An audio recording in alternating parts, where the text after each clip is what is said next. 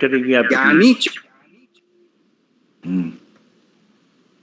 चार प्रकार के लोग भजनते माम, मेरा भजन करते हैं, मुझको प्रणाम करते हैं, मेरे शरणागत होते हैं।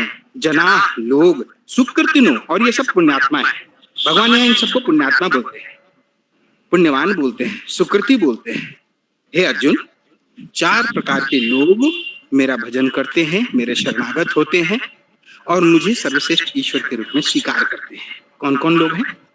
आर्तो, जो आर्त है, सांसारिक परिस्थितियों से दुखी है, आर्त भाव से जो मुझे पुकारता है, आर्तो। जिज्ञासुर, अर्थार्थी, ज्ञानी च भरतर्षभ। संस्कृत में च शब्द का अर्थ होता है और, हिंदी में हम दो वस्तुओं के बीच में और लगाते हैं, लेकिन संस्कृत में जो और लगता है वो उन दोनों वस्तुओं के बाद में लगता है। तो ज्ञानी च भरतर्षभ, भरतर्षभ यानी अर्जुन के लिए यहाँ पर शब्द प्रयोग हुआ है। तो कौन कौन से लोग हैं? आर्तो, जो सांसारिक परिस्थितियों से आर्त हो गया है, दुखी है, शरीर में रोग व्याप्त है, घर परिवार में क्लेश कलह है, कार्यों में असफलता है, समस्त प्रकार से निराशा में है, आर्त होकर के। और जब वो भगवान की शरण में जाता है, भगवान कहते हैं कोई बात नहीं, आर्त होकर आया है, थोड़े स्वार्थ की वजह से, यद्यपि भगवान को निस्वार्थ भाव से जो भगवान के शरणागत होता है वो सबसे अधिक प्रिय है। क्योंकि इन सब कारणों से जब हम भगवान की शरण में जाते हैं तो वास्तव में हमारा स्वार्थ होता है, अपनी इंद्रिय तृप्ति होती है। लेकिन भगवान कहते हैं ठीक है, आया तो मेरी शरण में ना, पुण्यात्मा है।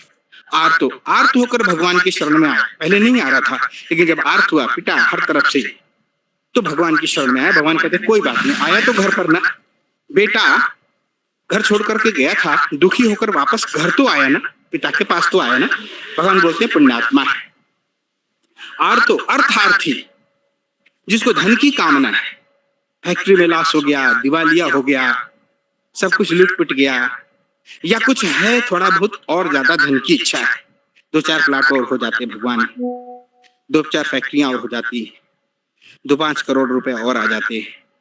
अर्थार्थी धन की कामना से भगवान के पास में जाता है, भगवान के दर्शन करता है, भगवान के मंदिर जाता है, भगवान को सरेंडर करता है।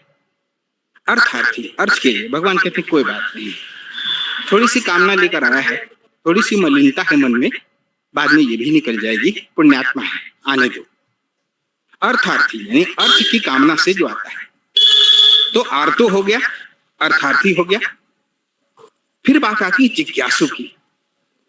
ये तीसरा वर्ग है, जो ये जानने का प्रयास करता है कि मैं कौन हूं, ये दुनिया कौन है, ये प्रकृति क्या है, भगवान कौन है, मेरा भगवान से संबंध क्या है। इस विषय में जब जिज्ञासा वो करता है और इस जिज्ञासा से प्रेरित होकर वो भगवान के शरणागत होता है, भगवान की सेवा में आता है, भगवान को अपना ईश्वर स्वीकार करता है, भूले हुए की तरह से वापस अपने घर आता है भगवान के पास, भगवान कहते हैं ये भी पुण्यात्मा है। उसके बाद आखिरी नंबर, चौथा नंबर आता है ज्ञानी। ये वो है जो उस जिज्ञासा को पार कर चुका है, यानी जिसे ये पता है कि मैं कौन हूं, मेरा असली स्वरूप क्या है, ये प्रकृति क्या है, ईश्वर क्या है, और मेरा ईश्वर के साथ क्या संबंध है, और मैं इस भौतिक जगत में क्यों आया हूं, क्योंकि मैं उस सनातन ईश्वर का अंश हूं, वो मेरे पिता हैं, और मैं उनके साथ अपने सनातन संबंधों को भूल गया हूं, और इस भूल जाने की वजह से ही मैं इस जन्म मृत्यु के चक्कर में फंसा हूं। इसको बोलते हैं ज्ञानी। एक स्थान पर भगवद गीता में भगवान बोलते हैं ये वाला जो ज्ञानी है ना, ये मुझे सबसे ज्यादा प्रिय है। वो मैं श्लोक बाद में कभी चर्चा करूंगा, लेकिन अभी यहाँ पर आप देखें कि भगवान भगवद गीता में स्वयं बोलते हैं कि 4 प्रकार के लोग हैं जो मेरी शरण में आते हैं। आर्त होकर आते हैं, अर्थ की कामना से आते हैं, जिज्ञासा की कामना से आते हैं, और समस्त ज्ञान हो जाने के पश्चात वो मेरी शरण में आते हैं। ये चारों ही पुण्यात्मा हैं, और ये मेरी शरण में आते हैं, और तब ये धीरे धीरे धीरे धीरे इनके अंदर ये जो जिन भावना से आए थे, जो ये मामूली सी इनके अंदर कलमश था, जो मामूली सा इनके भीतर स्वार्थ था, ये भी मेरे संपर्क में आके धीरे धीरे धीरे धीरे ये नष्ट हो जाएगा, और एक दिन ये शुद्ध भक्त बन जाएंगे। जब ये शुद्ध भक्त बन जाएंगे तब ये हर प्रकार की कामना से रहित होकर निस्वार्थ होकर मेरी शरण में आएंगे। तो आज हमने ये चर्चा करी कि कौन से 4 प्रकार के लोग हैं जो भगवान की शरण में आते हैं। फिर कभी समय मिले तो हम इस पर चर्चा करेंगे कि वो कौन से 4 प्रकार के लोग हैं जो कभी भी भगवान की शरण में नहीं जाते। तो मैं समझता हूँ कि स्वामी जी के भी यहाँ आने का समय हो गया है और मुझे जो समय दिया गया था मैंने उस पर ये रखने का प्रयास किया। आप सबको बहुत-बहुत धन्यवाद कि आपने मुझे समय दिया। हरे कृष्ण। बहुत अच्छा आपने समय का सदुपयोग भी किया और गीता का बहुत सुंदर ज्ञान दिया। स्वामी जी शायद अब आ गए होंगे। स्वामी जी अब शुरू करेंगे क्या?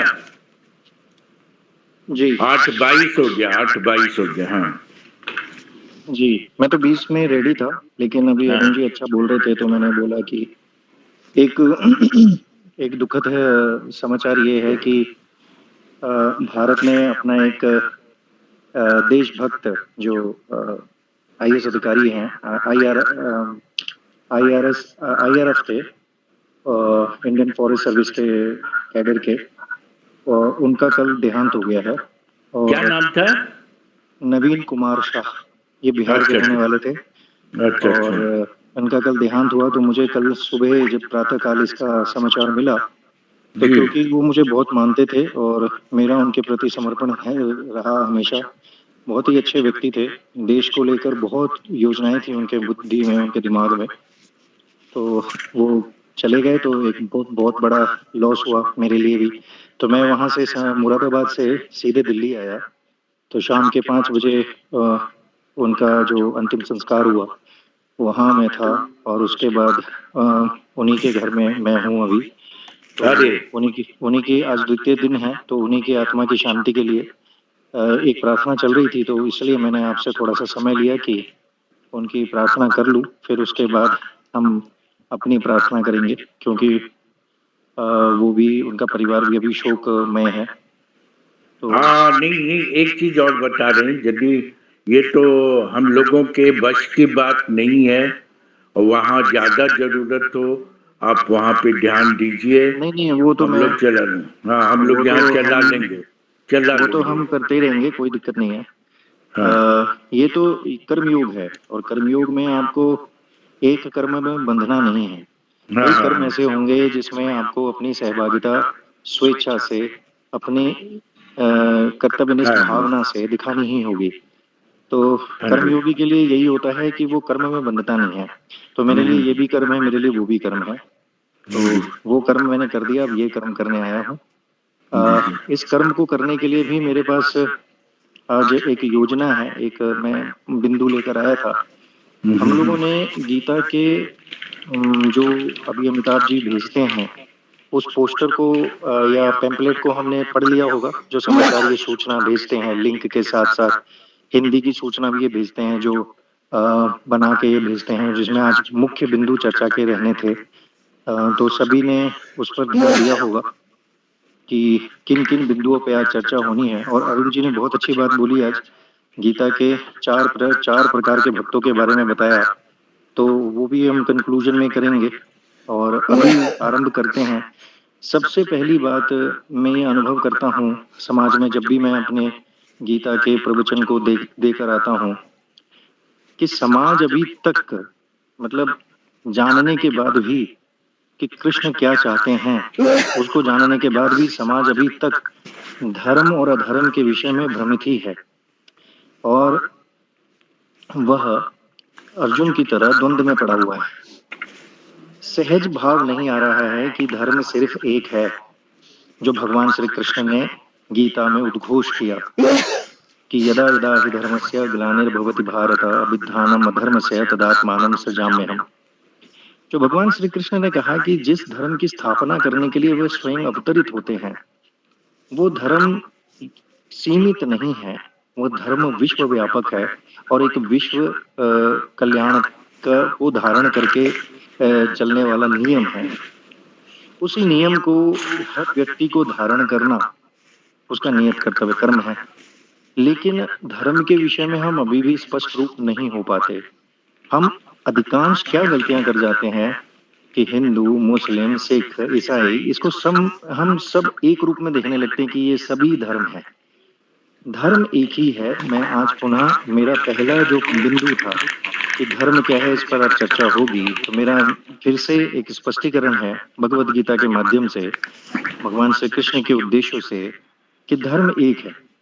उसको हम, ये हिंदू, मुस्लिम, सिख, ईसाई, जैनिज्म, बौद्धिज्म और पता नहीं कितने सारे विचारधारा हमारे समाज देश में रहे होंगे, विश्व में रहे होंगे, उन सारे विचारधाराओं को हम धर्म बताते हैं, तो वो ऐसा ना करें। पहले हमें भारतीय होना होगा, क्योंकि मैं 3 सूत्र लेके चल रहा हूँ। पहले भारत को जानो, दूसरा भारत को मानो, तीसरा भारतीय बनो। भारत को जानो, भारत को मानो और भारतीय बनो। भारत को जानने का मतलब है कि भारत को जानने का अर्थ है कि भारतीय आत्मा को समझना। भारत की जो आत्मा है वो है आध्यात्म। भारत का जो ज्ञान है उसका आधार है अध्यात्म। अध्यात्म का अर्थ ये नहीं है कि जिसको हम आज के अर्थ में देखते हैं, अध्यात्म का अर्थ है खुद को जानना। इसलिए भारत का प्रत्येक व्यक्ति पहले भारत को जाने, फिर खुद को जाने कि उसका भारत से संबंध क्या है, फिर उसके बाद वह विश्व को कल्याण की दृष्टि से या उसके उद्धार की दृष्टि से या उसको दिशा दिखाने की दृष्टि से अपना कर्मयोग का आचरण करे। तो मैंने आज एक स्पष्ट भाषा बताई है कि धर्म एक है, जो सनातन है, सार्वभौम है और सदा ही इस सृष्टि में रहेगा जब तक ये सृष्टि है। सृष्टि के आदि से जिस धर्म की बात करी जा रही है और अब तक उसी धर्म की स्पष्टता भगवत गीता भी कर रही है, वो है विश्व नियम। धर्म है विश्व नियम, जिसे पूरा संसार संचालित है। जड़ और चेतन, इनसे मिलकर यह संसार बना है। यह बात भी मैंने भगवत गीता में पहले के जो 18 दिवसीय सत्र चला था, 18 साप्ताहिक सत्र चला था, उसमें मैंने आप लोगों को बताया था कि जड़ और चेतन से संसार बना है। तो जड़ जो चीजें हैं, जितनी भी जड़ हैं, वो तो प्राकृतिक नियम का पालन करती हैं, लेकिन जो पालन नहीं करता है वो है मानव। क्यों? क्योंकि मानव इसलिए है क्योंकि मानव को भगवान ने स्वतंत्र बुद्धि दे दी, और जैसे ही मानव को स्वतंत्र बुद्धि मिली तो वो स्वयं विवेक करने लगा। भगवान के समझाने पर भी वह अपनी विवेक से यही कहता है कि नहीं, मैं तो इस तरीके से चलूंगा। तो जब स्वयं विवेक करने लगा व्यक्ति, तो 2 प्रकृति के व्यक्ति डेवलप हुए इस संसार में। एक व्यक्ति डेवलप हुआ जो स्वयं केंद्री, जो कि स्वार्थ युक्त कर्म करता है, और एक व्यक्ति डेवलप हुआ जो सृष्टि को अपना परमात्मा तत्व समझते हुए, विराट रूप देखते हुए सृष्टि की सेवा में लगा हुआ रहता है, यानी मानव सेवा के लिए कार्य करता है। तो जो सृष्टि और मानव सेवा के लिए कार्य करते हैं उनको तो दैवी प्रकृति के व्यक्ति बताए गए भगवान ने, और जो स्वयं केंद्रित हैं, जो स्वयं के सुख के लिए काम करते हैं, सृष्टि के विनाश के कारण बनते हैं, ऐसे व्यक्तियों को भगवान ने आसुरी प्रकृति का व्यक्ति बताया। अब ये आसुरी प्रकृति के व्यक्ति हमारे समाज में बहुत ही ज्यादा दृढ़ता पूर्वक पूरी प्लानिंग के साथ, पूरी स्ट्रेटेजी के साथ अपना कार्य करते हैं। ये सदियों से करते हुए आए हैं। आप इतिहास उठाकर देख लीजिए, जितने भी गलत प्रवृत्ति के व्यक्ति हैं, उन्होंने कोई भी योजना अगर समाज में अपनाई, उसको लगाया समाज के अंदर, तो उसके पीछे उनकी पूरी रणनीति, पूरी सोची समझी प्लानिंग, और उसके आधार पे वो सफलता भी प्राप्त करते गए और उन्होंने समाज में अपनी अपनी कुरीतियों को फैलाते चले गए। और आज मानव जो है, जो दैवी प्रकृति का व्यक्ति है, उसमें ये दिक्कत आ गई कि वो अर्जुन की तरह द्वंद में आ गया। वो यही नहीं समझ पा रहा है कि उसे जाना किधर है, धर्म क्या है, अधर्म क्या है, सही क्या है, गलत क्या है। तो यहीं पर भगवत गीता हमें दिशा दिखाती है। भगवत गीता हमें स्पष्ट दिलाती है, सबसे पहले तुम ये जान लो कि तुम ईश्वर की संतान हो। दूसरी बात वो ये जनाती है कि तुम यहाँ पर आए हो इस विश्व नियम का पालन करने, जो कि धर्म है। उसको जानना, उसको पालन करना, उसकी स्थापना करना और उसका संरक्षण करना, ये तुम्हारा नियत कर्तव्य कर्म है। और यदि तुम इस कर्म को नहीं करते हो तो तुम अर्जुन की वो पहली स्थिति में ही रहोगे जैसे अर्जुन था। अब भगवत गीता में हमने जो बिंदु हमने लिए थे उस दिन, कर्मों का ही व्याख्यान किया हुआ है। कि व्यक्ति कर्म से ही समाज में नाम बनाता है। और कर्म और कर्मयोग ये दो अलग अलग चीजें हैं। कर्म तो सभी कर रहे हैं, जानवर भी कर्म करते हैं। व्यक्ति को विशेष बुद्धि देकर भगवान ने यह कहा है कि तुम कर्म योग करो। कर्म योग का मतलब होता है कि आप अपने कर्म को, जो भी आप कर्म कर रहे हो, आप शिक्षक हो, आप इंजीनियर हो, आप डॉक्टर हो, आप कोई भी पेशे में आप कार्य करते हो, उस कार्य को आप सेवा कार्य बना दो, उस कार्य को आप समाज के लिए अर्पित कर दो, क्योंकि ईश्वर का जो विराट रूप है वो ये संसार ही है। हम ईश्वर का विराट रूप जब देखते हैं तो वो बी आर चोपड़ा के सीरियल की तरह नहीं है, जो हम दृश्य हमेशा अपने सामने लेकर आते हैं। अगर हमें ईश्वर का विश्व रूप समझना है तो ये संसार ही ईश्वर का विश्व रूप है, और इस संसार के सबसे सूक्ष्म तत्व हम हैं, यानी मानव ही इस संसार का सबसे सूक्ष्म इकाई है। और मानवों से मिलकर बनता है समाज, परिवार बनता है। तो परिवार, जो परिवार में आत्म तत्व बढ़ जाता है तो वो ईश्वर का ही रूप हुआ। परिवारों के समूह से बनता है समाज, तो वो भी ईश्वर का रूप, समूह मतलब रूप हुआ।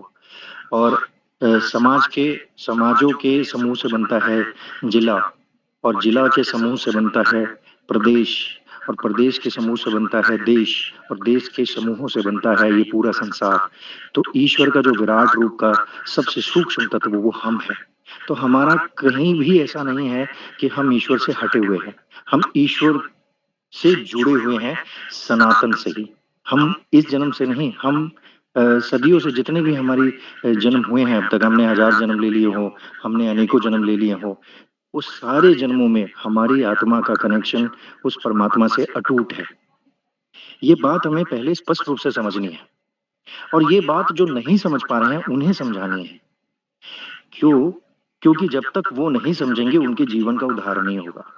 क्योंकि जो पाश्चात्य सभ्यता है या पाश्चात्य सभ्यता, वो ये बताती है कि पूरा संसार मेरे सेवा के लिए है, और भारतीय ज्ञान ये बताती है कि पूरा संसार के लिए मैं सेवा करने आया हूँ। दोनों के विचारों में कितना फर्क है। आज हम पाश्चात्य शिक्षा को ही हम नेशनल एजुकेशन पॉलिसी के माध्यम से अपने भारत के अंदर भी हम बच्चों को पाश्चात्य एजुकेशन ही दे रहे हैं। वेस्टर्न एजुकेशन से ही बच्चा आगे बढ़ रहा है।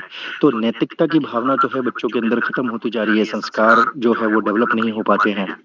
तो बेसिकली क्या है कि भारतीय ज्ञान क्या बताता है आपको कि पूरा संसार के लिए आप सेवा करने आए हैं, और पाश्चात्य शिक्षा हमारे अंदर क्या भाव करती है कि पूरा संसार हमारी सेवा के लिए है। ये विचारों का जो द्वंद्व है ये आज भारत के प्रत्येक व्यक्ति के दिमाग में रहता है, व्यक्ति के दिमाग में रहता है, और व्यक्ति अपने संस्कृति और अपनी सभ्यता पर दृढ़ता पूर्वक संकल्प नहीं ले पा रहा है। भाई स्वामी विवेकानंद ने जब अपना संबोधन दिया था अमेरिका के अंदर, तो उन्होंने सीना ठोक कर ये बात बोली थी कि भारत की जो संस्कृति है और भारत की जो सभ्यता है वो पूरे विश्व की अन्य विचारों को समायोजित करती है अपने अंदर। यानी इतना विशाल जो भारत का सभ्यता और भारत का जो ज्ञान परंपरा रहा है वो इतना विशाल रहा है कि उन्होंने ये बताने का प्रयास किया कि सभी विचारों को हमने अपने यहाँ पे फलने और फूलने दिया। लेकिन हमारे संस्कृति और हमारी सभ्यता के साथ ऐसा होता है कि सभी विचारों ने हमारे ही समाज में आकर फलने और फूलने का काम किया, लेकिन फिर बाद में भारतीय सभ्यता के जो फल फूल थे उसको तोड़ने का प्रयास किया। और ये इतना टूटता चला गया। ये क्यों टूटा? ये टूटा इसलिए क्योंकि हम लोग बहुत ही भ्रम में हैं। हमारे सामने अगर कोई व्यक्ति ऐसे प्रश्न कर जाता है, जैसे मैंने अभी पीछे सत्र नहीं किए, तो सत्र नहीं किए तो उसके कारण कुछ भी हो सकते हैं। हो सकता है कि मैं जानबूझ के नहीं आया, ये देखने के लिए कि बाद में देखूं कि चर्चाओं में क्वेश्चन क्या निकल रहे हैं, क्योंकि क्वेश्चन बहुत इंपॉर्टेंट होते हैं जब आप ऐसे सत्र करते हैं। आध्यात्मिक सत्र में जब तक जिज्ञासा न हो तो वो आध्यात्मिक सत्र नहीं है। जिज्ञासाओं के अंत से ही व्यक्ति के व्यक्तित्व का निर्माण आता है। मैंने पीछे सत्र में देखा कि एक व्यक्ति ने ये बात बोली कि भगवान राम को बंगाल में नहीं पूजा जाता, भगवान राम को हमारे समाज में ही अगर इस तरीके की विचारधारा होगी, तो हम कैसे अपने धर्म की रक्षा करेंगे? हम कैसे अपने धर्म को सुव्यवस्थित करके चला पाएँगे? जब हम ही अब उस पे विश्वास नहीं कर पा रहे हैं, एक जगह पे अगर कोई भ्रम फैला हुआ है, तो उस भ्रम को दूर भी नहीं कर पाते। तो कहने का मतलब ये है कि यही कारण रहा है कि भारतीय संस्कृति को जो तोड़ने वाली विचारधारा थी, उन्होंने इन्हीं सारे पॉइंटों को अपने दिमाग में रखकर भारतीय संस्कृति पर बार-बार आघात किया। हालाँकि ये बात कह देना कि बंगाल में राम जी की पूजा नहीं होती है और मिथिला में राम जी की पूजा करने में लोगों को दिक्कत होती है, ये व्यक्ति की सोच हो सकती है। भई किसी को मानना या ना मानना ये व्यक्तिगत सोच है। लेकिन वो व्यक्ति पूरे समाज को भ्रम में ना डाले कि मैं नहीं मानता तो तुम भी मत मानो। क्योंकि मैं ये डंके की चोट पे कहता हूँ कि राम जैसा चरित्र और कृष्ण जैसी नीति संसार में कहीं नहीं है। कृष्ण ने नीतियाँ जो अपनाई हैं, उस नीति से व्यक्ति के जीवन का जो उत्थान होता है, वो 100% शत प्रतिशत निश्चित है। लेकिन राम ने जो चरित्र बताया है, उस चरित्र से व्यक्ति अपने अपने चरित्र का जो निर्माण करता है, वो राष्ट्र के लिए और कुल के लिए सबसे उच्च चरित्र माना जाता है। तो राम ने जो किया, वो पूजनीय है और कृष्ण ने किया, वो भी पूजनीय है। तो एक आध कर्म को हम किस तरीके से देख रहे हैं, ये हमारी दृष्टि पे असर पड़ता है। एग्जाम्पल के लिए जैसे रणछोड़ दास कहते हैं भगवान श्री कृष्ण को। अब कई लोग कहते हैं कि भगवान ने रण छोड़कर भाग गए। ऐसे तो भगवान हो नहीं सकते कि जो रण छोड़कर भागे। लेकिन इसके दो पहलू हैं। व्यक्ति जो स्वार्थी व्यक्ति होता है, वो क्या करता है ऊपर से इनिशियल स्टेज की जो चीजें होती है उसे उठाकर वो परोसता है क्योंकि उसे लगता है कि मुझे मिल गया ज्ञान, यही ज्ञान है। लेकिन यही उसका भ्रम होता है क्योंकि उसने सिक्के के दूसरे पहलू को नहीं देखा। इसके बारे में भी कई सारी अफवाहें फैलती हैं, कई सारी बातें फैलती हैं। तो रंग दास का जो कारण था वो ये था कि जब जरासंध ने मतलब मथुरा पे कई बार आक्रमण किए, तो जरासंध ने जब भी आक्रमण किए, तो उसके यहाँ पे जो पंडित हुआ करते थे, वो पंडितों से दिन और मुहूर्त निकलवा के मथुरा पे आक्रमण करता था और बार-बार वो वापस आ जाता था। तो लास्ट में जब उन्होंने कहा अपने पंडितों से कि अगर आपकी भविष्यवाणी इस बार गलत हुई, अगर मैं मथुरा पे आक्रमण करने गया और इस बार अगर कृष्ण ने मेरे साथ हराने का प्रयास किया और मैं वापस आया, तो मैं सभी पंडितों को मार दूंगा। जब जरासंध की ऐसी घोषणा हुई और यह बात कृष्ण को पता चली, तो कृष्ण ने रण छोड़ना ही उचित समझा। क्यों? क्योंकि उन उन पंडितों की जीवन की जीवन की बात थी। उनको जीना था, उनको न्याय दिलाना था, इसलिए भगवान ने रण छोड़ने का कार्य किया। तो भगवान ने जितने भी कृत्य किए, हम हमेशा ये भी सोचते हैं कि कोई व्यक्ति अगर साधु है, कोई व्यक्ति अगर संत है, तो हम उसको देखते हैं कि वो बहुत ही मतलब भगवान के स्वरूप में होगा। लेकिन भगवान ने हमेशा ये मानव रूप में आकर हमें ये संदेश दिया कि जिस प्रकार से मैंने कर्म किए हैं, तो व्यक्ति भी भगवान का रूप बन सकता है। वो वही कर्म करे ना जो भगवान राम ने किए, वही कर्म करे ना जो भगवान श्री कृष्ण ने किए। वही कर्म करके हम भी भगवान की तरफ जा सकते हैं, उनकी तरफ। भगवान का मतलब ये नहीं है कि सिर्फ वही भगवान आए और उन्होंने कर्म करके दे दिया और हम उनका मंदिरों में राम नाम जाप करते रहते हैं और उससे हमारा व्यक्तित्व बन रहा है। सिर्फ जाप करने से नहीं, भगवान खुश होते हैं, भगवान प्रसन्न होते हैं इस बात से कि भक्त मेरी ज्ञान की चर्चा का कार्य भी कर रहा है और साथ में वह कर्मयोग के माध्यम से उस कार्य को भी कर रहा है जिस कार्य के लिए मैं आता हूँ। अब लोगों को देखो कितनी दुविधा है। अब इस श्लोक का ही अर्थ लोग गलत-गलत निकाल लेते हैं। तद आत्मानं सृजाम्यहम् भगवान ने कहा। भगवान ने कहा है कि तद आत्मानं सृजाम्यहम्। तद आत्मानं का मतलब होता है कि तद मतलब उस आत्मा, आत्मा में सृजाम्यहम् मैं अवतरित होता हूँ। तो भगवान के जो है ना अवतरित होने के 6 रूप हैं। मतलब 6 गुण हैं जिसे षड ऐश्वर्य भी कहते हैं। और वो षड ऐश्वर्य जब मिलते हैं तब जाके भगवान का अस्तित्व या स्वरूप बनता है। वो 6 गुण भगवान ने 11वें अध्याय के तीसरे श्लोक में भगवान ने बताया है। जब अर्जुन ने पूछा कि मुझे अपना विराट रूप दिखाओ, तब भगवान ने कृष्ण ने उनको विराट रूप दिखाया और विराट रूप दिखाकर उन्होंने कहा कि मेरे 6 गुण हैं, ये 6 गुण जब मिलते हैं तभी ईश्वर का रूप बनता है। पहला है ज्ञान, दूसरा है बल, तीसरा है वीर्य, चौथा है तेज, चौ 5वां है शक्ति, ज्ञान और छठा है ऐश्वर्य। तो ज्ञान, ऐश्वर्य, बल, वीर्य, तेज और शक्ति, ये 6 गुण जब आपस में मिलते हैं, तभी ये 6 गुणों से युक्त होकर भगवान का वह विराट स्वरूप बनता है। अब कहने का मतलब ये है कि तदात्मानं सृजाम्य हम, जब भगवान अवतरित होते हैं किसी भी आत्मा के अंदर, तो वो इन्हीं रूपों में आते हैं। वो ज्ञान के रूप में अवतरित होते हैं, वो विचार के रूप में अवतरित होते हैं, वो शक्ति के रूप में अवतरित होते हैं और समाज में धर्म की स्थापना का कार्य करते हैं। हमारे समाज में कई सारे ऐसे, हमने राम के कई सारे स्वरूप हमने और भी देखे हैं। महाराणा प्रताप भी हमारे राम के ही स्वरूप हैं और शिवाजी महाराज, छत्रपति शिवाजी महाराज जो हैं, वो हमारे कृष्ण के स्वरूप हैं, क्योंकि वो कृष्ण नीति से काम करते थे।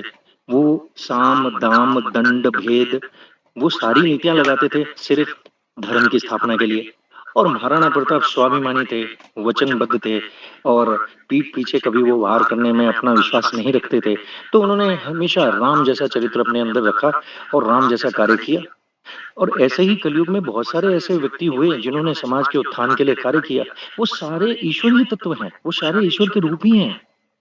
और आज भी हमारे समाज में जो भी व्यक्ति, जैसे गोस्वामी तुलसीदास हुए, वेद व्यास हुए, ये सारे भगवान के स्वरूप ही हैं। जो भगवान के उस कार्य को कर रहे हैं समाज के अंदर, वो भगवान के रूप ही हैं। हम भगवान को अपने से अलग देखने लगते हैं, तभी गलती हो जाती है। भगवान हमारे अंदर ही है। ईश्वरे सर्वभूतानां अर्जुना हृदय तिष्ठति ब्राह्मे सर्वभूतानि यंत्रूणानि मायया। ईश्वर हमारे हृदय के अंदर ही है और वो हमारे हृदय के अंदर बैठा हुआ हमारे एक एक कर्म को मूल्यांकन कर रहा है और वो ये देख रहा है कि ये व्यक्ति बुद्धि से कौन से कर्म कर रहा है। वह व्यक्ति जो है अच्छे कर्म कर रहा है तो भगवान की कृपा उसके ऊपर एक सारथी की तरह होती है। जैसे अर्जुन का सारथी बनकर भगवान ने उसका उत्थान किया, वैसे ही वो हमारे भी साथी बन जाते हैं और हमारे साथ साथ चलते हैं। लेकिन यदि व्यक्ति अपने मनमाना आचरण कर रहा है तो भगवान उसको उसके हाल पे छोड़ देते हैं। और एक जो विधि बनाई हुई है भगवान ने कि कर्म कर फल दूंगा, तो कर्मानुसार फल मिलेगा ही मिलेगा। अब व्यक्ति ने चोरी करी तो चोरी का फल तो दंड है और अपमान भी है, तो वो तो मिलना ही मिलना है। अगर व्यक्ति ने किसी की हत्या करी या किसी को पीड़ा दी तो उसका जो रिजल्ट आएगा वो अपमान और दंड तो मिलेगा ही मिलेगा। तो व्यक्ति जब कर्म करेगा तो उसका जो फल बना हुआ है वो फल तो उसको भोगी होगा ही होगा, वो फल प्राप्त करेगा ही। लेकिन जब व्यक्ति सेवा करेगा, अगर उसने मानव की सेवा करी तो निश्चित रूप से उसको विशेष कृपा मिलेगी भगवान की भी, और साथ में उसका उसका नाम भी होगा, उसका सम्मान भी होगा और उसके कर्मों का प्रचार प्रसार होगा, जिससे कि अन्य लोग भी प्रेरणा लेकर वो कार्य करें। तो यहाँ पर कृपा भगवान की बढ़ जाती है और वहां पर जो है भगवान कर्मानुसार फल देने लगते हैं। भगवान राम और भगवान श्री कृष्ण, ये दो कैरेक्टर्स जो हैं, अगर व्यक्ति, ये दोनों ही कैरेक्टर्स व्यक्ति के अंदर आने हैं, इसीलिए यह सत्र हमने राम और गीता का कथा के रूप में हमने लिया है। भाई राम जैसा चरित्र तो आजकल हर व्यक्ति का होना चाहिए। समाज में रिश्तों के साथ कैसे अपना व्यवहार रखना है, क्या आजकल भाइयों में बनती नहीं है, तो भगवान एक श्रेष्ठ एग्जाम्पल है, एक श्रेष्ठ उदाहरण है उस भ्रातृत्व के भाव को प्रस्तुत करने के लिए। लक्ष्मण जैसा त्यागी भाई वो एक श्रेष्ठ उदाहरण है समाज के लिए। तो हम रामायण को पढ़ के समाज का सुदृढ़करण कैसे हो सकता है, परिवारवाद को हम कैसे सुदृढ़ कर सकते हैं, कुटुंब व्यवस्था हम समाज में कैसे अच्छी बना सकते हैं, सुव्यवस्थित बना सकते हैं, यह हमें वहां से दिखता है।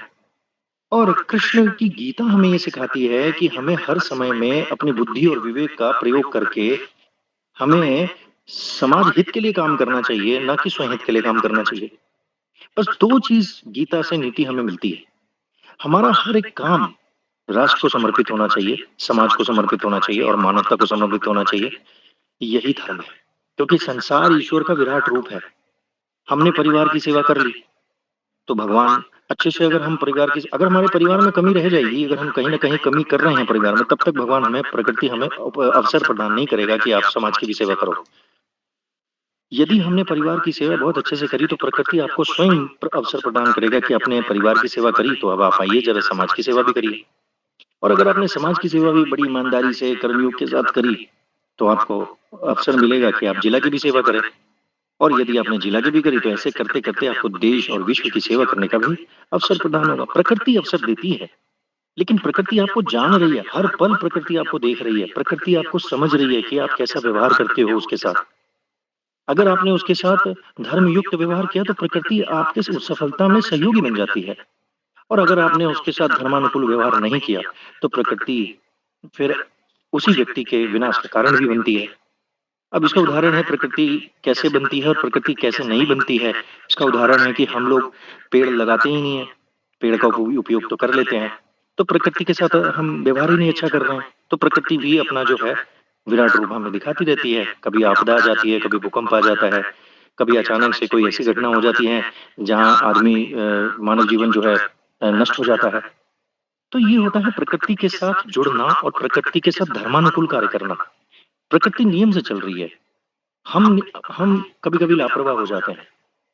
और दूसरी बात आज यही है, सबसे पहले तो ये थी कि मतलब धर्म क्या है? तो धर्म तो आप मान लीजिए कि विश्व नियम ही धर्म है, उसका पालन करना, उसे जानना और उसका रक्षण करना, ये मानव का कर्तव्य कर्म है। जब मानव कर्तव्य करे, तो उसे कर्मयोग के साधन से सेवा कर्म करने को ही करना चाहिए। यही उसका एकमात्र लक्ष्य है और यही एकमात्र काम है करना। अन्य कर्मों में लगा हुआ है, तो वो कर्म में बंध जाएगा। वो कर ही नहीं देख सकता समाज की सेवा। दूसरी बात, हम अपने देवी-देवताओं के ऊपर उनके जीवन में हम उनके जीवन को समझें। समझने के 2 तरीके होते हैं। जितने भी देवी-देवता इस धरती पर आए हैं, अवतरण हुए हैं, उन सब ने सृष्टि को पहले रखा है, परिवार को बाद में रखा है। जो व्यक्ति परिवार को पहले रखता है, उसके लिए ये समस्याएँ होती हैं कि उन्होंने पत्नी छोड़ दी, उन्होंने उसके साथ अन्याय कर दिया उसने। जिसकी नज़र में, जिसके दृष्टि में सबसे महत्वपूर्ण राष्ट्र होता है, जिसके दृष्टि में सबसे महत्वपूर्ण विश्व होता है, तो वो व्यक्ति जो है विश्व वसुधैव कुटुंबकम की तरह जिसके लिए जब कर्मयोग का आचरण करता है, तो वह छोटी-छोटी चीज़ों पे ध्यान नहीं देता। अब जैसे मोदी जी ने अपनी पत्नी को छोड़ दिया, तो इसके ऊपर भी कई लोग सवाल उठाते हैं कि उन्होंने नहीं सँभाला। लेकिन उसकी मैं मेरी समझ ये है कि वो सबसे बड़े त्यागी हैं। आज लोग इसका त्याग नहीं कर पाते, लेकिन वो त्यागी इसलिए हैं क्योंकि उन्होंने राष्ट्र को पहले रखा। और जब आप राष्ट्र को पहले रखोगे, देखो, ईश्वर का विराट रूप को अगर आप समझ गए, तो आपकी सफलता आसमान चूमेगी। मोदी जी ने अपने स्वयं सुख को नहीं देखा, तो उन्होंने राष्ट्र सुख को, राष्ट्र की सुरक्षा और विश्व की सुरक्षा का काम किया, तो वो आगे बढ़े।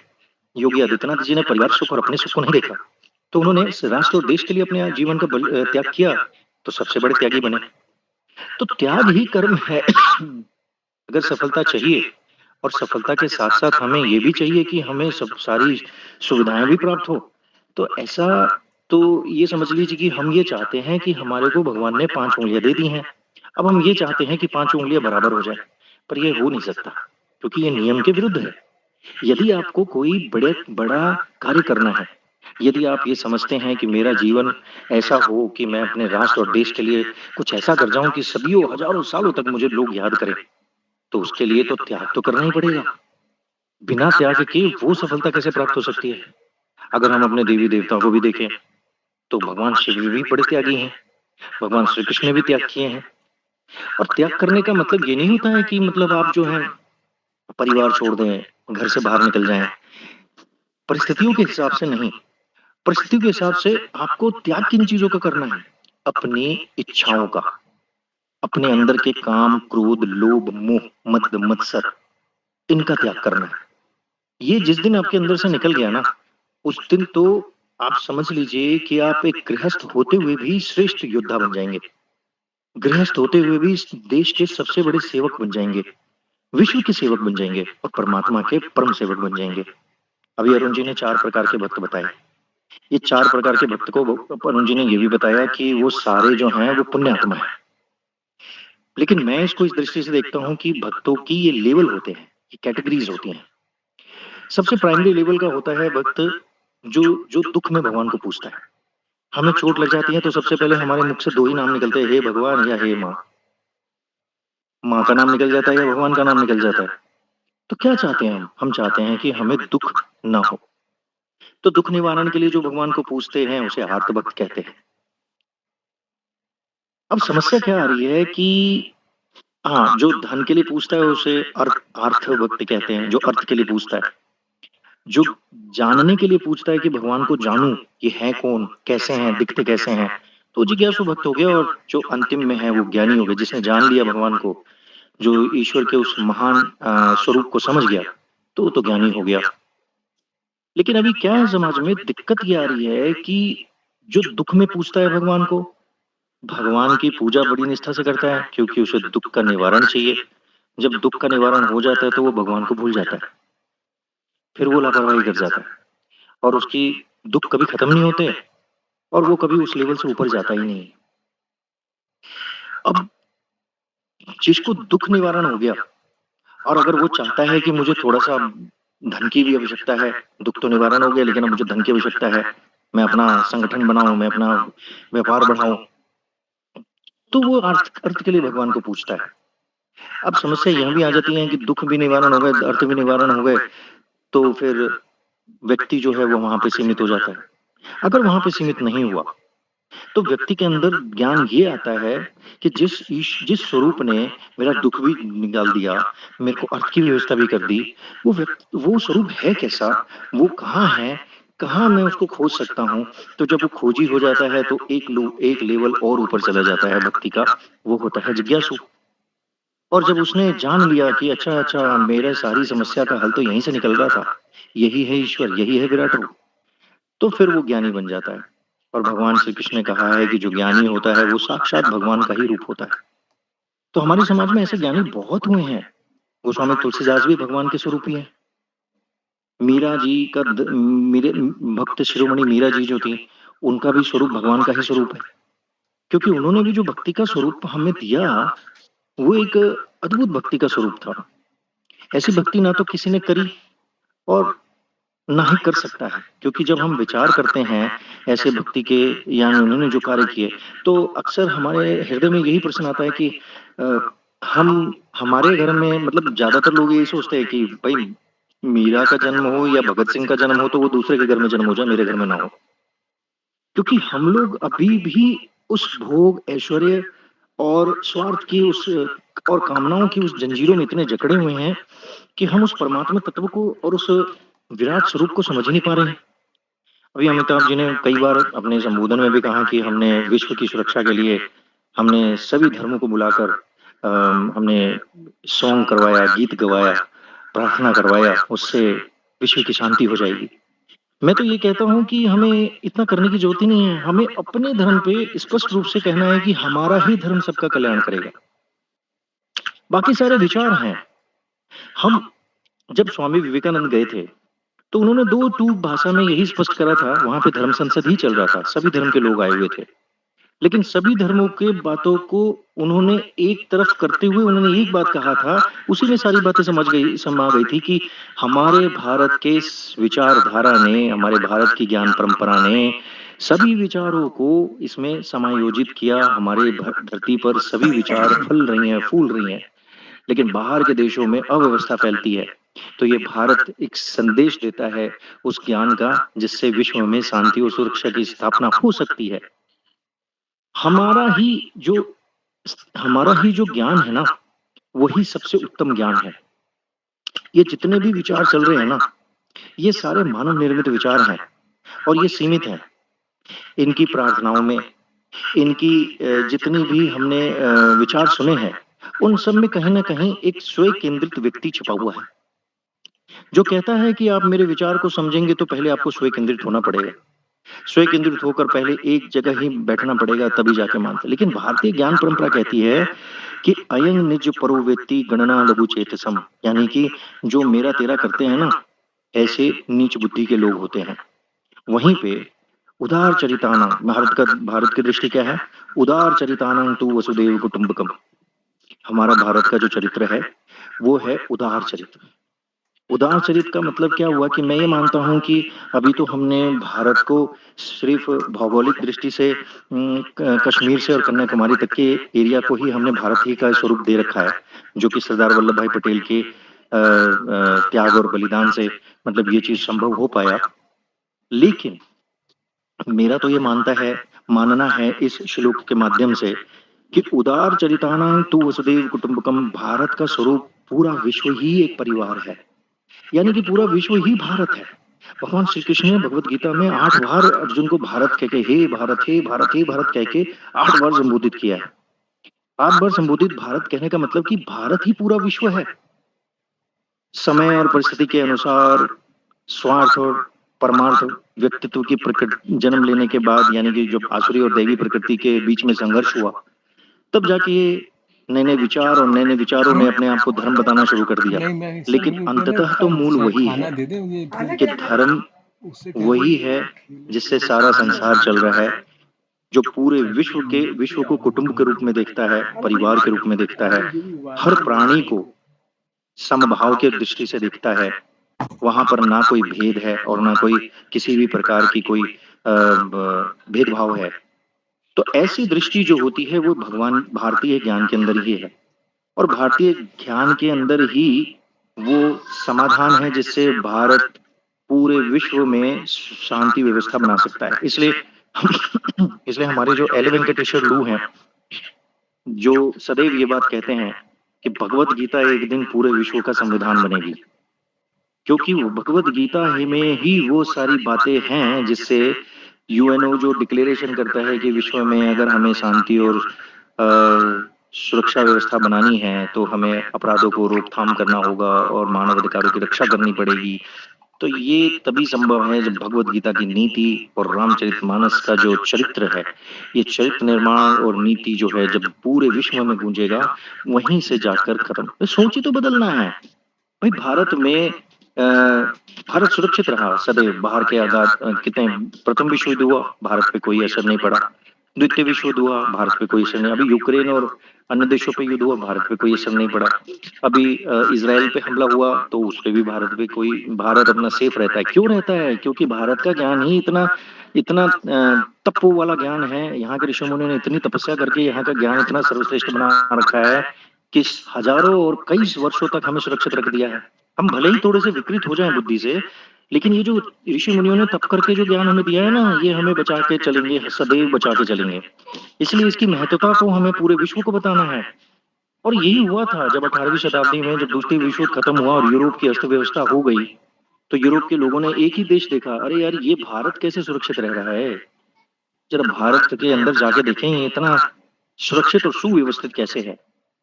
तब थॉमस मुनरो और एडम विलियम्स, ये 2 व्यक्ति भारत के अंदर आते हैं और ये देखते हैं कि ये कैम्ब्रिज और ऑक्सफोर्ड यूनिवर्सिटी के स्टूडेंट्स रहे, स्कॉलर्स रहे। तो ये जब भारत के अंदर आते हैं स्टडी करने के लिए कि भारत इतना सुरक्षित कैसे है, भारत के अंदर क्यों इतना सुख और शांति है, क्यों नहीं भारत द्वितीय दोनों विश्व युद्ध में इसके ऊपर क्यों नहीं असर पड़ा।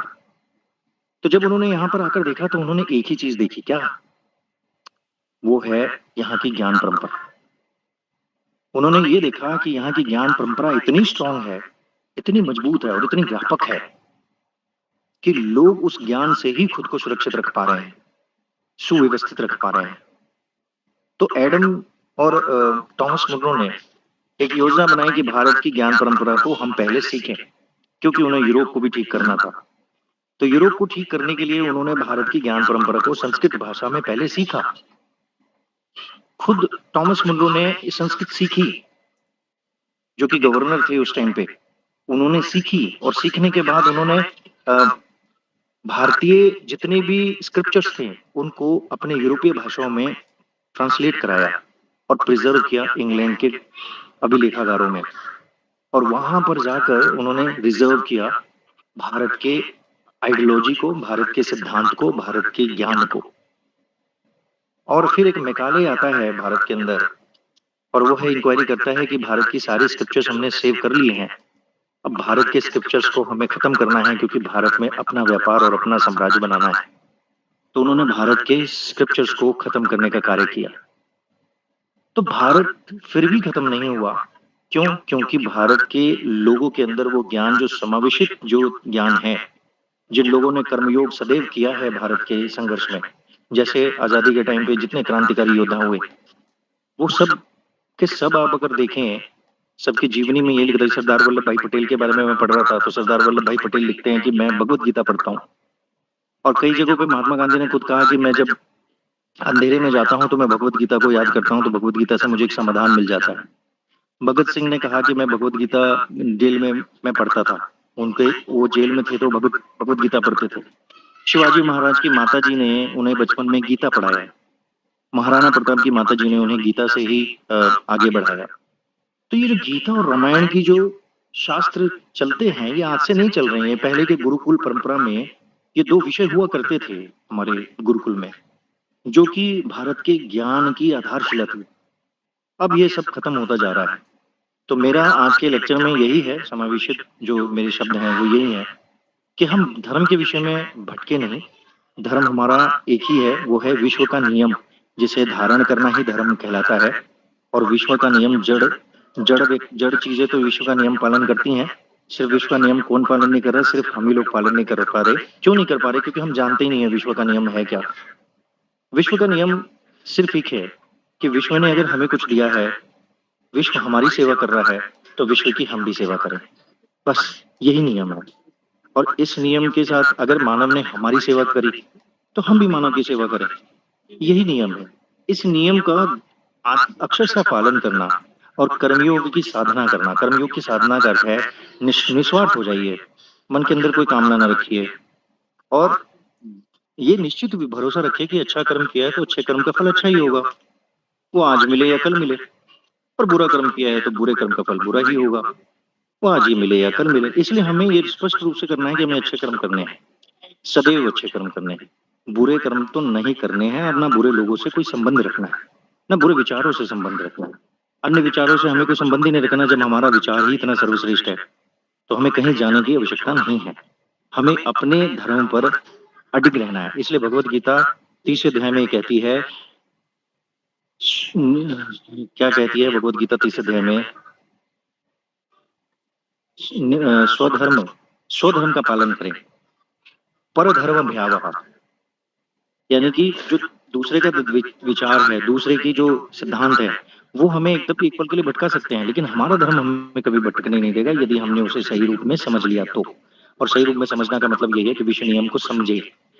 और दूसरी चीज मैं ये कहता हूँ कि हमारे जितने भी देवी देवता हैं, उन्होंने जो भी लीलाएं करी हैं, वो देश हित और समाज के हित के लिए करी है, और इस विश्व के नियम की व्यवस्था बनी रहे उसके लिए करी है।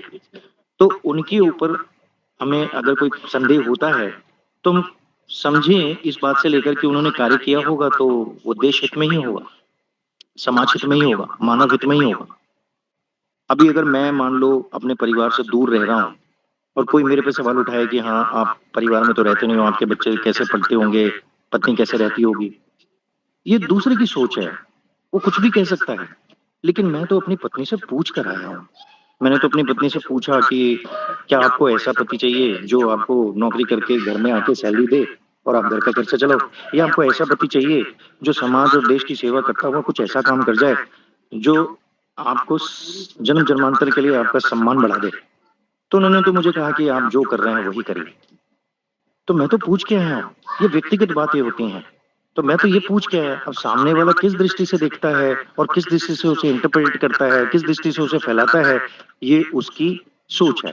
लेकिन हमें भगवान राम के चरित्र पर और भगवान कृष्ण के चरित्र पर कोई संदेह नहीं होना चाहिए, क्योंकि भगवान ने खुद ही कहा है भगवत गीता के अंदर कि संशय आत्मा विनश्यति, अज्ञानाश्च अश्रद्धानाश्च संशय आत्मा विनश्यति। जो ज्ञानी व्यक्ति है, जो भगवान के ऊपर संदेह करता है या उसके अंदर कोई संशय है, तो संशय वाला व्यक्ति जो है वो खुद ही अपने विनाश का कारण बनता है।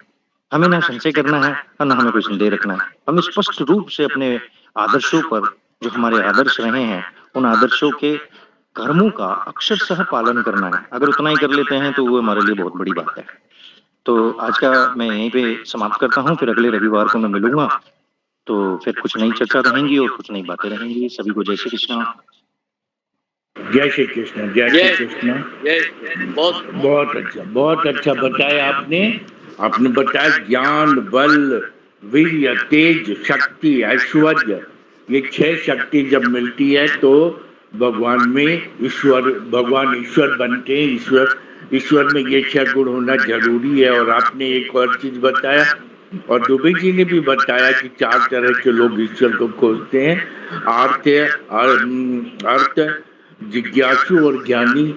ये लोग ईश्वर की खोज करते हैं और हमें अपने सनातन धर्म पर ज्यादा विश्वास, और हमने महसूस भी किया है, हमने सब धर्म को महत्व तो दिया है, सर्व धर्म के पास भी के लोगों के पास, और उनके धार्मिक संस्थानों का भ्रमण भी किया, उन लोगों से आशीर्वाद भी मिला है और आशीर्वाद का फल भी मिला। लेकिन जितना शकून, और आज मैं पूरे गट्स के साथ कह सकता हूँ कि ईश्वर दुनिया में है और उनका पिताजी साक्षात दर्शन होता है।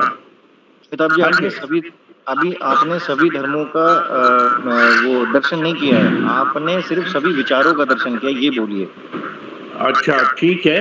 और हमको मौका मिला, हमने सब जगत मतलब अपने अनुभव को देखा, समझा और बहुत कुछ महसूस किया, और हमने कहा समझा कि ईश्वर एक है, और हमें ईश्वर को अपने, हम चर्च में भी और मस्जिद में भी सब जगह भी अपने राम कृष्ण की ही आराधना किया, और हमको हर जगह जाने का मिला। लोग हमको आदर से सब जगह ले जाते थे, हम उनके गुरुओं को सबको प्रणाम करते थे, सबसे आशीर्वाद भी लेते थे।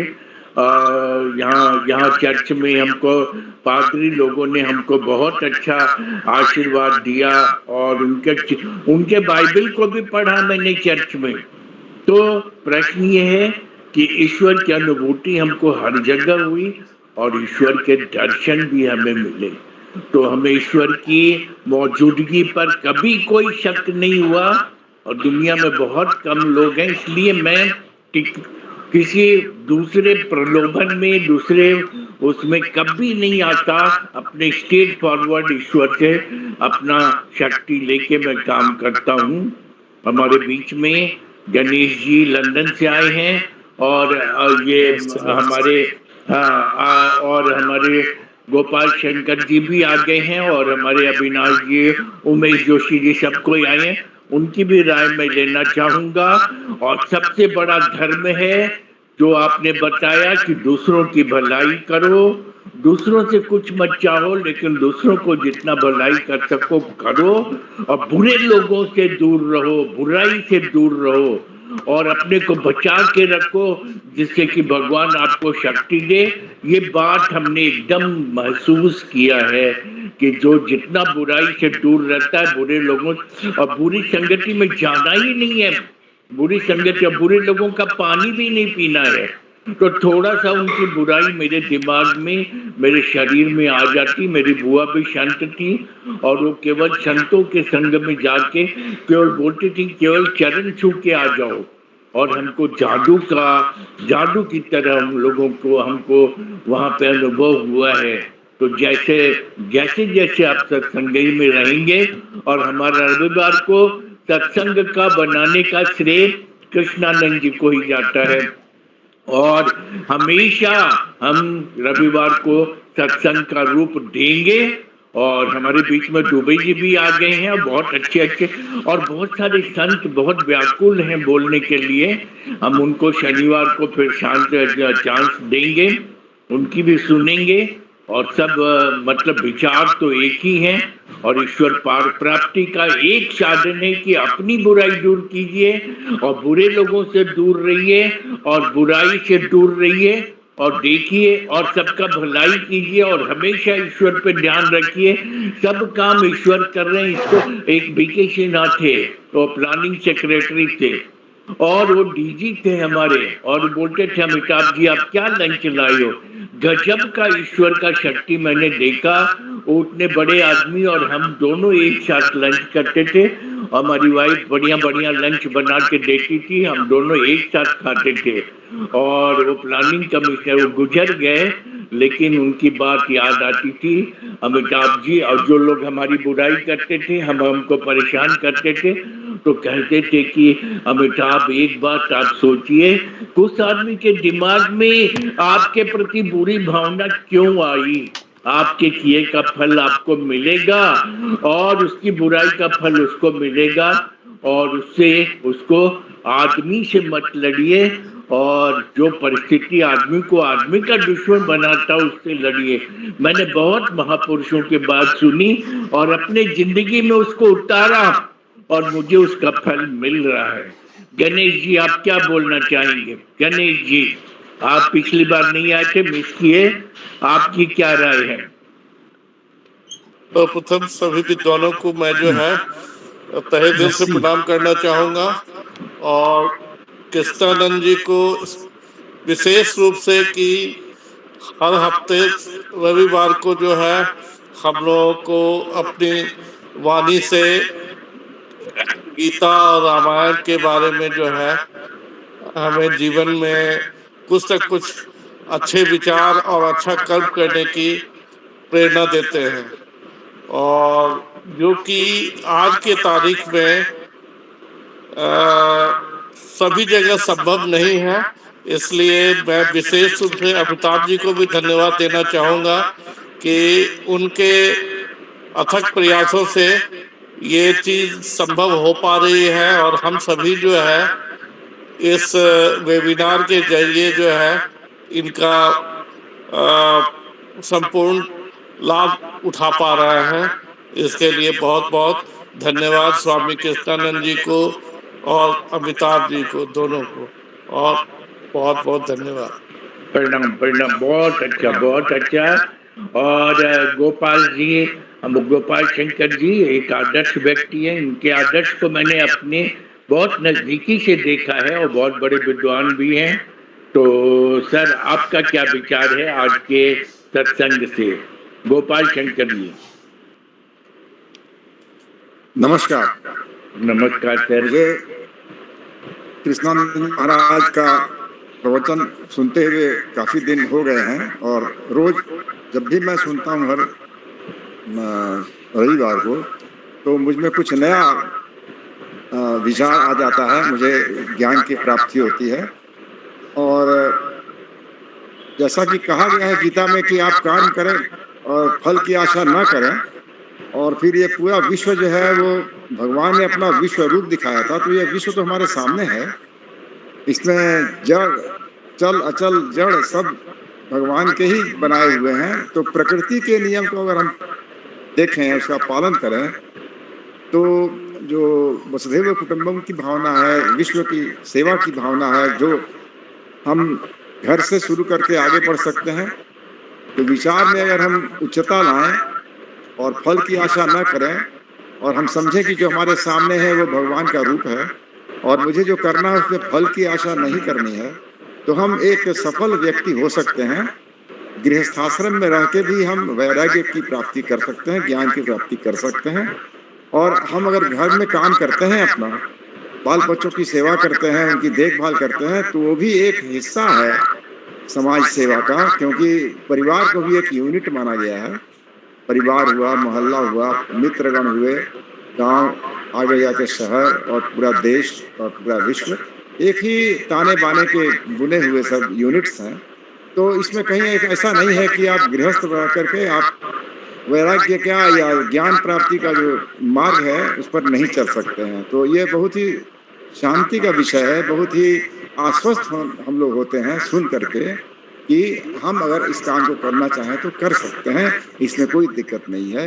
तो ये जो आश्वासन मिलता है सुन करके, एक विश्वास जगता है, उसके लिए हम बहुत आभारी हैं कृष्णानंद जी महाराज जी का। और बाकी सभी लोगों ने जो अपना अपना कंट्रीब्यूशन दिया है, अपनी अपनी बातें कहते हैं और इतने ध्यान से सुनते हैं कि मुझे ऐसा लगता है कि इस कार्यक्रम में जो अमिताभ जी इतने शिद्दत से करते आ रहे हैं, उसका बहुत बड़ा फायदा हमें मिलेगा अनायास ही, बिना कोई खर्च के। सिर्फ हमें एक ध्यान से सुनना है समय पर।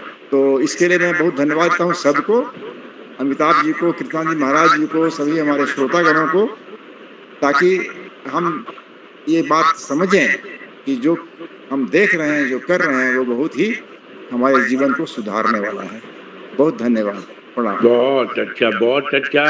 कृष्णानंद जी, आपने देखा होगा, थोड़ा सा आपको शक हुआ था, लेकिन जो अमृत वाणी शब्द के भीतर से अंतर आत्मा से निकल रही है, ये आपके सत्संग का ही मतलब प्रभाव है। हम लोग तो बड़े बड़े माने मेडिकल का और फॉरेस्ट का और सबका बात करते थे, लेकिन रविवार को आपने जो यज्ञ बना दिया है उसका फल देखिए कि सभी के भीतर से जो आत्मा से जो आवाज आती है ना, वो देखिए कितना अमृतवाणी का काम करता है। हर आदमी अमृतवाणी बोलता है और ये ऐसा परिस्थिति बन जाना।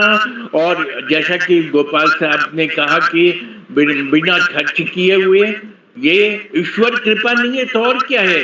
इसमें भी यदि लोग को अब विश्वास होता है कि ईश्वर नहीं है, तो उन लोगों के लिए तो हम लोगों के पास कोई दवाई नहीं है। सचमुच में ईश्वर का अस्तित्व है। नहीं तो देखिए सभी के हृदय से एक एक, आप परसों बोल रहे थे, आपसे जब बात हुई थी कि लोगों में इम्प्लीमेंटेशन, देखिए यही तो इम्प्लीमेंटेशन है। कितना सुंदर बात अरुण कुमार जी ने कहा, गोपाल शंकर जी ने जो भी बोल रहा है, उनके भीतर से जो अमृतवाणी निकल रही है ना क्षण क्षण के, वो हमारे वातावरण को पवित्र कर रहा है। वो अभी उमेश जोशी जी हैं। जोशी जी, आपका भी क्या प्रतिक्रिया हुआ, शॉर्ट में बताइए। जो बात हो चुकी बहुत है, अच्छा हाँ अमिताभ जो, जी। हाँ जो बातें हो चुकी हैं उनको न दोहरा के आप कुछ एडिशन में, और ये बताइए कि ये जो माहौल बन गया है, दुनियादारी, चालाकी और बेईमानी और पॉलिटिक्स करने वालों के दिमाग में भी अच्छा जो सत्संग का प्रभाव पड़ रहा है, और ये जो हम लोगों का अमृतमय समय बीत रहा है, उसके संबंध में आप बताइए। बहुत अच्छा, धन्यवाद अमिताभ जी, और धन्यवाद स्वामी कृष्णानंद झा जी। मैं यहाँ ये कहूँगा कि अमिताभ जी कहीं माइक ऑन है, म्यूट कर लें। हाँ, अब आवाज़ अच्छी आ रही। देखिए, ये बहुत अच्छी पुण्य का काम है जो स्वामी कृष्णानंद झा साहब कर रहे हैं, और अमिताभ जी के जो समूह है, अमिताभ वेबिनार, इसमें बहुत ही ईश्वर की कृपा है कि बहुत विद्वान, बड़े पदों पे कार्यरत व्यक्ति इस ग्रुप में हैं। और सबसे बड़ी बात तो ये है, जो कुछ संसार में होता है वो ईश्वर की ही देन होती है। इस प्रकार के कार्यक्रम चल रहे थे, लेकिन जब से स्वामी कृष्णानंद झा साहब और स्वामी रामकृष्ण गोस्वामी साहब आए, इस कार्यक्रम को एक बल मिला है। और मैं समझता हूँ कि ये कार्यक्रम बहुत आगे जाएगा। हमारे बीच में 2 लोग हैं जो कम बोलते हैं या नहीं बोलते, जैसे कि एक हैं शुक्ला जी, और एक हैं आशीष कुमार जी। तो शुक्ला जी तो दिखाई दे रहे हैं, आशीष जी भी होंगे, तो क्योंकि मैं माइक उससे मोबाइल से कर रहा हूँ, तो ये लोग बहुत ज्ञानी लोग हैं। और कितना इनके अंदर वो है, मतलब एक इच्छा है कि स्वामी कृष्णानंद जी को सुने, और वो जो बातें सुनते हैं उनको अपने जीवन में लाते हैं। तो इसी तरीके से हमारे जो मेंबर हैं, वो भी स्वामी कृष्णानंद जी से बहुत प्रभावित हैं। हमारे बीच में एजुकेशन विभाग की एडिशनल डायरेक्टर लेवल की जो मैडम हैं, डॉक्टर स्नेह प्रभा, उनका भी जो बहुत कम बोलती हैं लेकिन बहुत अच्छा बताती हैं। तो अमिताभ जी से रिक्वेस्ट करेंगे कि मैडम की भी कुछ वार्ताएं कराएं। और इसी प्रकार से गणेश कुमार दास साहब जो इंग्लैंड से आते हैं, चंद्रेश्वर खान साहब जो इतने ज्ञानी पुरुष हैं, और ये दोनों ही जो हैं ईश्वर का विधान देखिए, बहुत पुराने एलुमनाई हैं, जो झारखंड में बहुत विश्व प्रसिद्ध स्कूल है नेत्रहाट, वहाँ को बिलोंग करते हैं। तो इसी तरीके से गोपाल शंकर प्रसाद जी हैं जो आईएएस हैं, और अविनाश जी जो एक गोल्ड मेडलिस्ट हैं, और राजेंद्र प्रसाद जी के बाद जो टॉप किया कलकत्ता यूनिवर्सिटी में, वो आप ही ने किया। तो अरुण कुमार दुबे जी हैं, और अरुण कुमार दुबे जी के साथ साथ अमित शर्मा भी वहाँ से आते हैं, आपके राजस्थान से। तो मैं आपसे रिक्वेस्ट करूँगा कि उनको भी लाएं। और इसके अलावा आपने नैनीताल में अकादमी के अंदर जो एक टीएनए कराया था, और उसमें आपने एक राष्ट्रीय प्रतिभा भी बनाया था। ये राष्ट्रीय प्रतिभा एक कार्यक्रम होता है भारत सरकार का, जिसमें जो ट्रेनिंग फील्ड में जो लोग हैं उनको विकसित किया जाता है, जो आप ही के माध्यम से हुए। तो अरुण कुमार दुबे जी जो बोलते हैं, बहुत ज्ञान की बातें बताते हैं। और आज स्वामी कृष्णानंद जी ने भी कहा कि बहुत अच्छी बातें, भक्त भक्त कितने प्रकार के होते हैं, इसके बारे में बताया। तो ये सारी चीज़ें हैं जो हम सबका ज्ञान वर्धन करती हैं। और मैं ये कहूँगा कि यहाँ पे कि रामायण के बालकांड में भगवान श्री राम के आदर्श चरित्र, गुरु भक्ति, माता पिता के प्रति सम्मान की कितनी बड़ी शिक्षा मिलती है। ये आज के टाइम में जहाँ केवल पैसे को महत्व दिया जाता है, आदर्श चरित्र, गुरु भक्ति, माता पिता के सम्मान केवल वचन ही रह गए हैं, केवल शब्द हैं। आज सारा विश्व जो है मातृ दिवस सेलिब्रेट कर रहा है। कितनी ही आज ऐसी माताएं हैं जो आईएएस हैं, जो आईएफएस हैं, उनकी माताएं वृद्धा आश्रम में रह रही हैं। तो क्या फायदा, ये केवल वचनों से ही वचन दोहरा देना, उससे काम नहीं चलेगा। दूसरी तरह से राम लक्ष्मण ने गुरु विश्वामित्र की आज्ञा का पालन किया, और जो गुरु ने उनको मार्गदर्शन दिया, उससे बताया कि गुरु के कल्याण से, गुरु के मार्गदर्शन से किस तरह जीवन सफल हो जाता है। इसी तरीके से भगवान राम की विनम्रता, भगवान बालकांड में सीता स्वयंवर में भगवान राम ने धनुष को तोड़ दिया, और कितना मतलब पराक्रम का काम था, और कितने विनम्र थे। जब परशुराम जी उन पे कुछ क्रोध प्रकट कर रहे थे, भगवान राम की विनम्रता ने ही परशुराम जी को जीत लिया। धर्म पालन क्या होता है, हम भगवान राम से सीखें। और श्री राम ने अपने जो है राज सिंहासन को त्याग दिया और पिता की आज्ञा का पालन किया।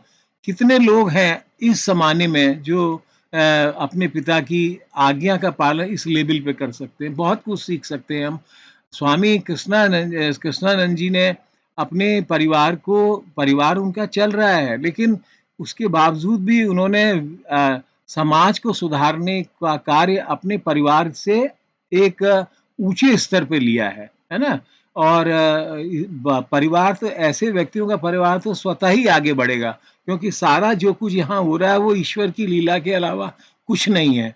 भरत का त्याग, भरत का भाई प्रेम हमें क्या क्या क्या क्या सिखाता है। आज भाई भाई की हत्या कर रहा है, कलयुग है, घोर निराशा, घोर अधर्म की ओर हम जा रहे हैं।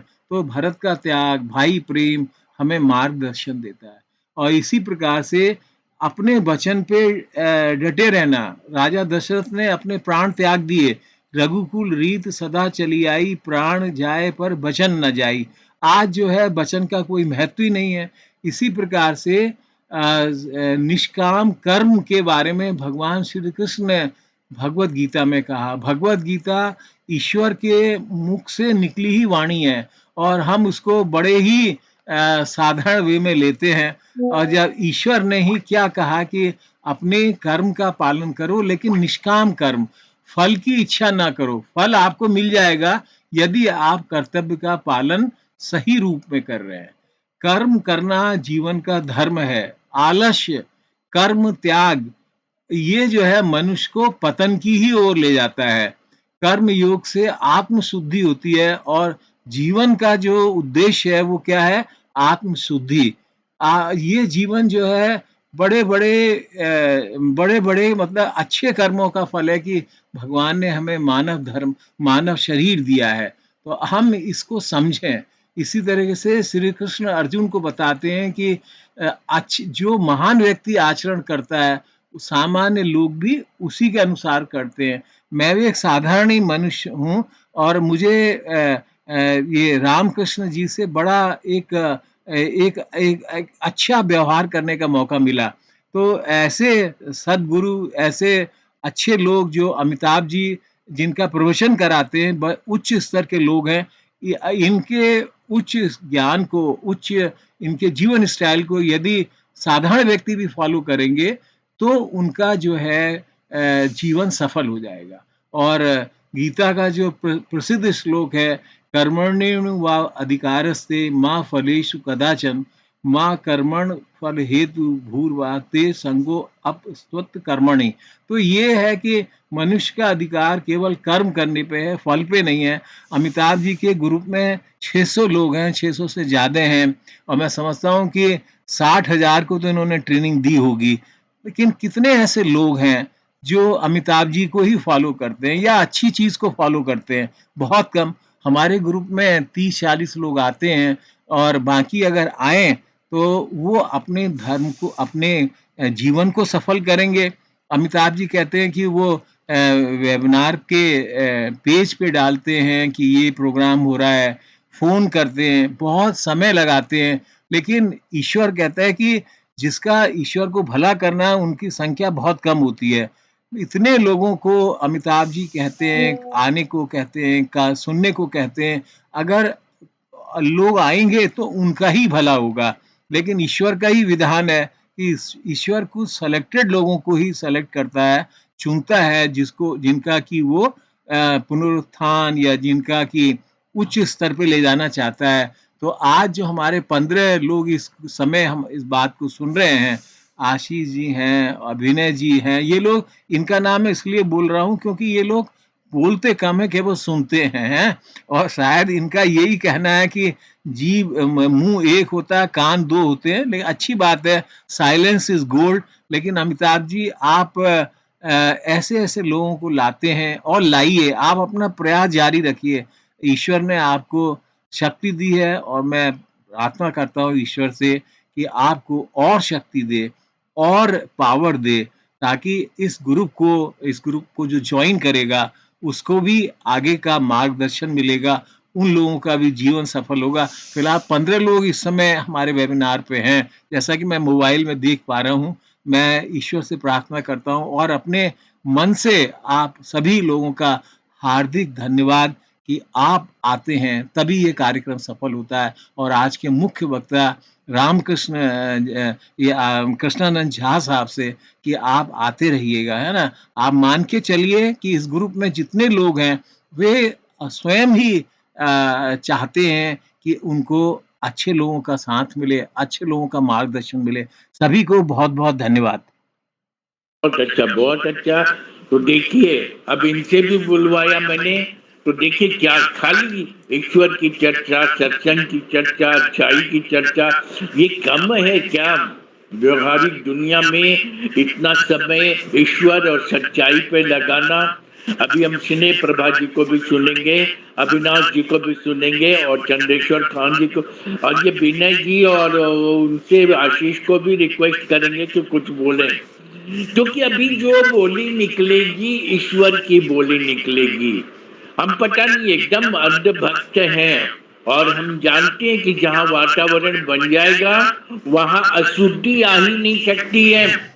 और उस आदमी को जो अशुद्धि करता है उसको मन में पश्चाताप होता होगा कि भाई हम क्यों गलती कर रहे हैं, हम क्यों ऐसा कर रहे हैं। और दूसरे का बुरा करने वाले भी अपने बुराई को अपने आप, ये जो लोगों के भीतर से अंतरात्मा की आवाज आ रही है, पंचगनी में, एथिक्स वैल्यू में हम लोगों को जो गोपाल साहब ने बताया था, सभी को हाथ जोड़ करके एक एक आदमी 5-5 आदमी को बोलता था कि मैं आप में ईश्वर का रूप देखता हूँ। मैं प्रैक्टिकल एक्सपेरिमेंट, ये एक्सरसाइज करवाते थे हम लोग, तो उसमें हम अभी हर प्रोग्राम में करवाते हैं, और जादू का प्रभाव पड़ता है। अभी अरुण दुबे से पूछिए, जोशी जी ने भी तो देखा ही है, और हमारे जितने स्टूडेंट से पूछिए, जादू का प्रभाव पड़ता है।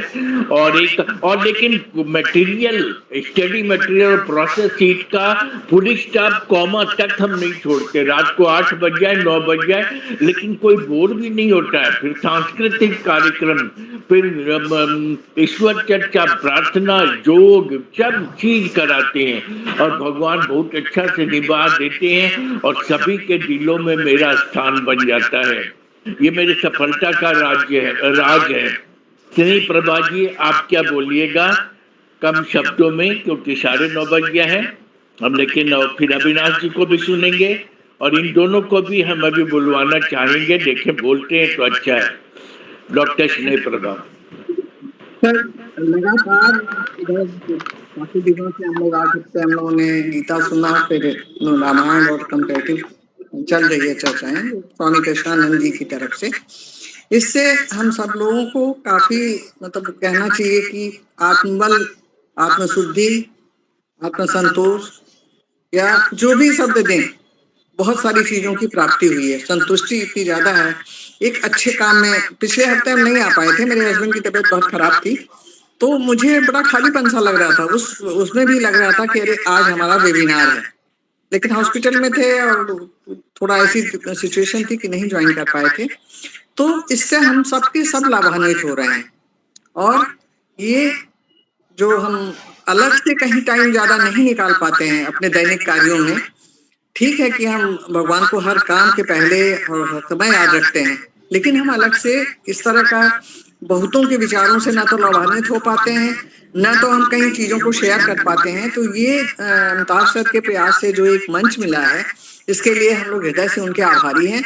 और इतने विद्वानों को सुनने का जो मौका मिलता है, वक्ता तो जो भी आप बोलते हैं, जैसे स्वामी जी धर्म पर बोलते हैं, बाकी लोग अलग टॉपिक्स पर बोलते हैं, तो वो तो बोलते ही हैं, लेकिन जो लोग अपनी विवेचना भी देते हैं, उस पर कमेंट्स करते हैं या उसमें कुछ सजेस्ट करते हैं, वो कम लाभप्रद नहीं होता है, उससे भी काफी ज्ञान की वृद्धि होती है।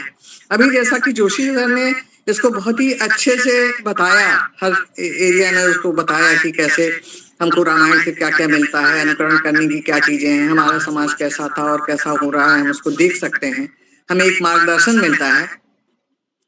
चीजें आती हैं, जैसे मेरे दिमाग में भी आया था कि भगवान राम ने ऐसा किया तो ये क्या ऐसा नहीं हो सकता। क्यों? क्योंकि हम उस ग्रंथ से वो जो हमारा एक अस्तित्व है, जिस पे हम लोग पैदा होते ही जिस पे चलना शुरू किए, घर में जिस परिवार में जिसका वातावरण देखते रहे, कहीं भी कोई प्रश्न चिन्ह उठता है तो कहीं कष्ट होता है और एक जिज्ञासा होती है कि ऐसा क्यों नहीं हुआ। लेकिन फिर उसी के साथ हम ये भी देखते हैं कि जो रामायण है, महाभारत है, गीता है, ये या जो भी धर्म ग्रंथ हमारे हैं, ये एक हमारी आस्था का प्रतीक है। हम मंदिर जाते हैं, मूर्ति पूजा करते हैं, तो वहाँ ऐसे देखें तो सुंदर सुंदर मूर्तियां हैं, स्टोन से बनी है, लेकिन कहीं कहीं एक पत्थर का छोटा सा टुकड़ा भी होता है, लेकिन हम उतनी ही श्रद्धा से वहां सर झुकाते हैं।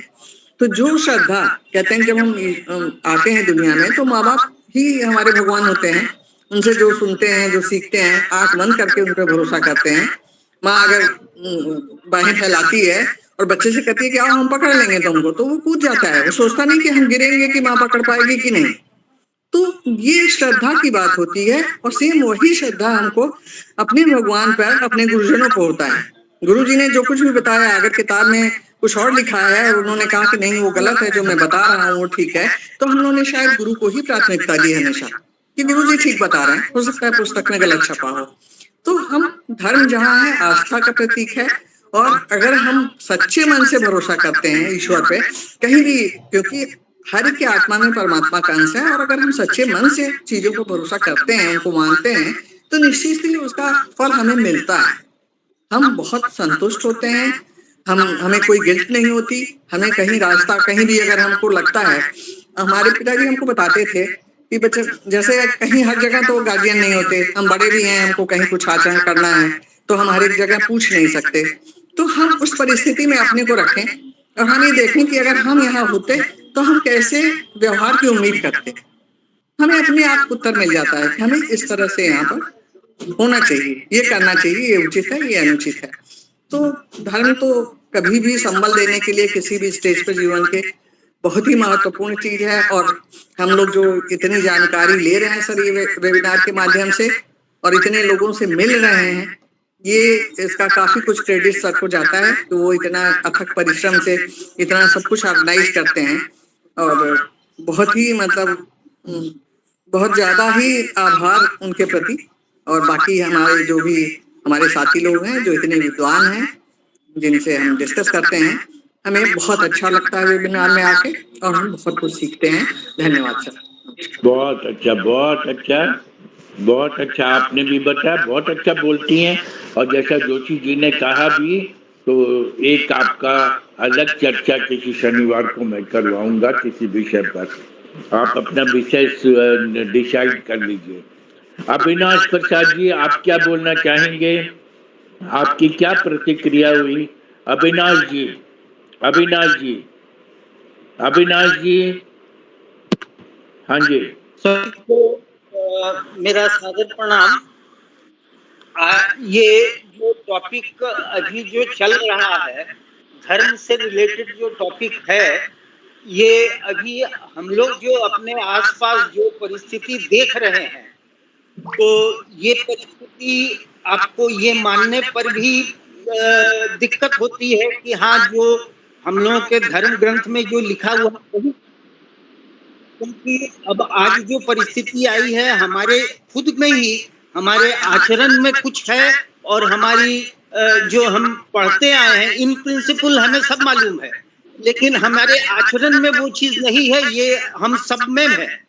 हमने बहुतों को देखा है कि आचरण में वो चीज नहीं है, और इसीलिए आज हमारे धर्म का मान जो है नीचे गिर गया है। और आज सभी को ये बताने की भी जरूरत पड़ रही है कि आप धर्म को मानिए, या फिर अपने धर्म को आगे रखिए या पीछे रखिए, जो भी रखिए, जिसे जहां भी रखना हो। धर्म को आगे ले जाने से आगे जाएगा, ऐसा मेरा मानना नहीं है। धर्म जो है वो जहां है वो वहीं रहेगा।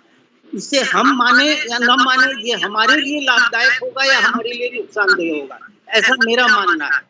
हमने नहीं माना है, इसलिए आज हमारी ये स्थिति है कि हम अपने आप को कमजोर महसूस कर रहे हैं, हम अपने आप को असुरक्षित महसूस कर रहे हैं।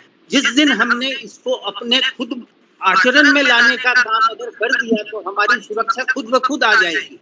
मेरे पास जैसे अकाउंट में हमारे डेबिट नहीं हो, क्रेडिट नहीं होगा, तो डेबिट भी नहीं होगा। किसी के पास इतनी सामर्थ्य नहीं है कि वो हमारा नुकसान कर दे। अगर हमने अपने पिछले कर्मों में ऐसा कोई जगह नहीं छोड़ा है जहां से हमें नुकसान हो सके, तो मेरा कहना यही है कि भाई सब कुछ खुद अपने पर ही डिपेंड करता है।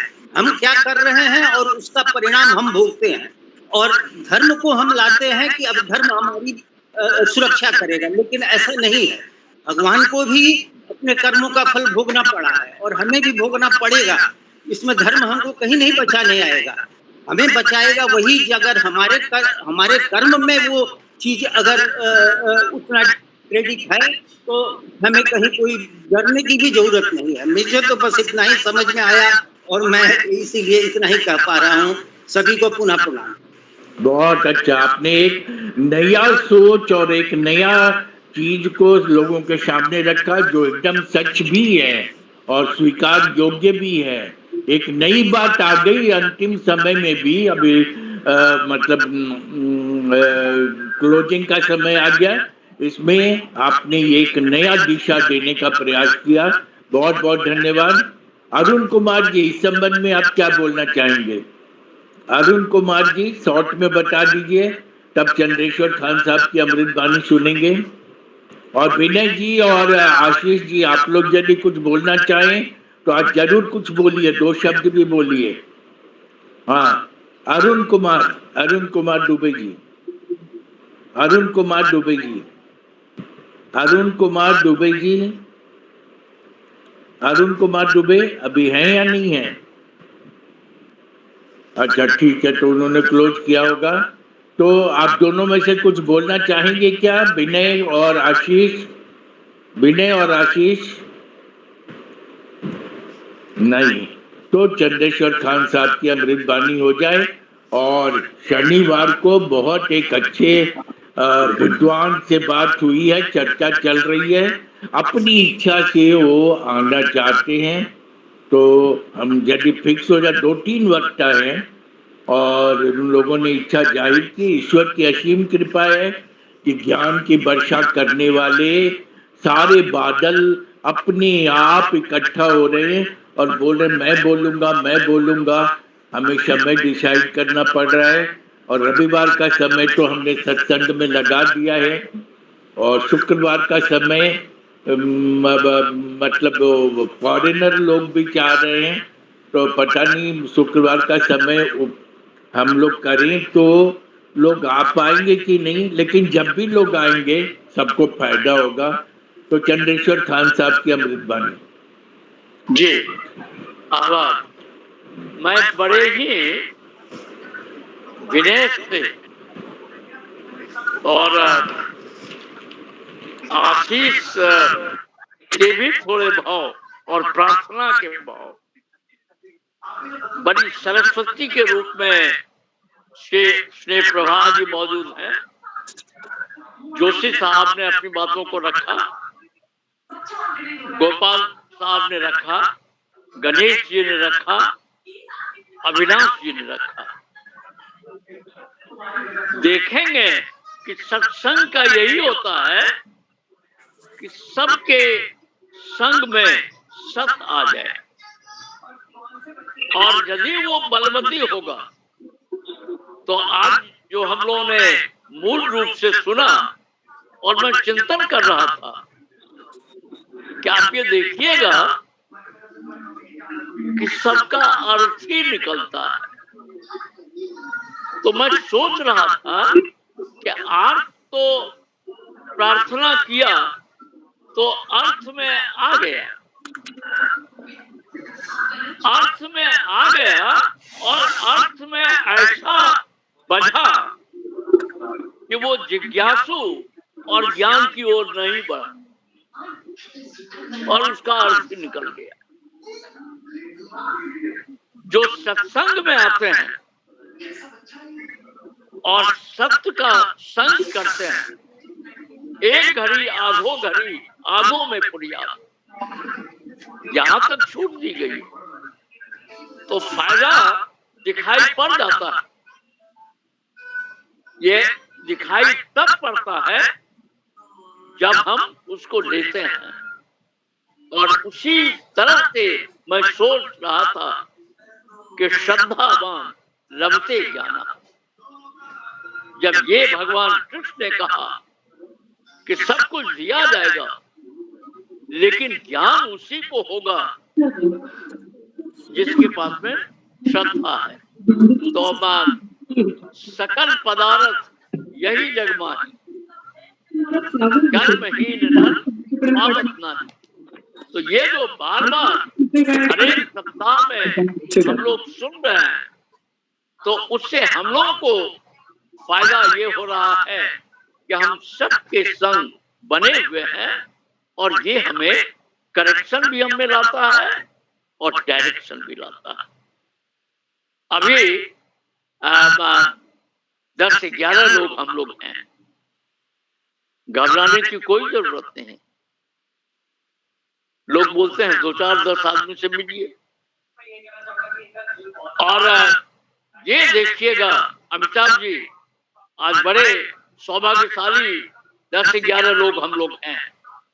समाज में परिवर्तन जो लाता है वो बहुसंख्यक नहीं लाता है, वो क्रिटिकल मास है, और क्रिटिकल मास तुरंत तैयार नहीं होता। धीरे धीरे आपके द्वारा परिश्रम जो किया जा रहा है, ये परिश्रम जो है it's creating a critical mass, और क्रिटिकल मास जब बड़ा पावरफुल हो जाता है तो रिवोल्यूशन इट इवॉल्व, इवोल्यूशन इसका एक अच्छे रेवोल्यूशन में होता है। हम सबों के अंदर का, मैं वो बहुत बड़ा क्रांति से मतलब हम लोग दूसरा चीज सीखते हैं, ये आंतरिक क्रांति, इनर रेवोल्यूशन, जो सतत प्रयास से जो हम लोग अपने अंदर में ला रहे हैं, ये एक बड़ी अच्छी चीज है। बहुत बहुत आभार, बहुत बहुत धन्यवाद। और ये धन्यवाद और आभार के भाव के साथ आप सभी प्रणम्य हैं जो यहाँ मौजूद हैं। यदि हरि की कृपा नहीं होती है तो हम लोग में से भी कई दफा कई लोग मौजूद नहीं हो पाते हैं। तो जब भी हम इसमें मौजूद हो पाते हैं तो वो साक्षात भगवान की कृपा है। इस कृपा के, भगवान की कृपा आपने सबके लिए खोला है, लेकिन हम लोग अपने अपने लिए सोच सकते हैं कि ये अवेलेबल है सबके लिए, लेकिन सब इसके लिए अवेलेबल नहीं। When we make ourselves available for God, there comes the evolution and revolution. बहुत बहुत धन्यवाद इस वातावरण के सृजन हेतु और आपका जो ये अथक प्रयास जो बार बार मित्रों ने कहा उसको नमन करते हुए आपको बहुत बहुत धन्यवाद और सभी मित्रों को जो हम लोग इसमें सत्संगी हैं सबको गणेश जी हैं देखिएगा नाम भी कितना श्री गणेश, श्री गोपाल, श्री अविनाश, श्री उमेश, श्री अरुण, श्री विनय और एक नाम मैं नहीं देख रहा हूँ और सबसे अधिक श्री रहने से काम नहीं चलेगा। श्री को यदि मति नहीं आया, बुद्धि नहीं आया तो तब गड़बड़ होगा। वो श्रीमती श्री प्रभा के माध्यम से होता है। बहुत बहुत आभार, बहुत बहुत धन्यवाद, प्रणाम। अगले शनिवार को एक बहुत अच्छे उससे